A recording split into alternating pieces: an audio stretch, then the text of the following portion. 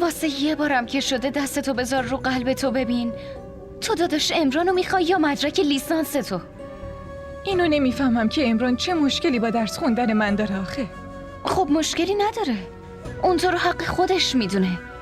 اون میخواد که تو طبق میل اون زندگی کنی. مگه چه عیبی داره؟ مشکلی نیست، چیز کوچیکیه. اگه به میل اون زندگی کنم پس خواسته های خودم رو تو کدوم قبرستون دفن کنم؟ پس چطوری میتونم به آرزوهام برسم؟ تو همون قبرستونی دفن کن که این روزا زنای همه دنیا اونجا آرزوهاشون رو دفن میکنن. مگه نمیدونی اولین شرط عشق اینه که خواسته‌هاتو قربونیش کنی گلناز؟ بین من و امران اصلا تا امروز چیزی مثل عشق نبوده.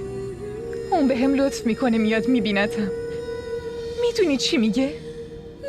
میگه با عروسی کردن با من میخواد بار مادر رو سبک کنه.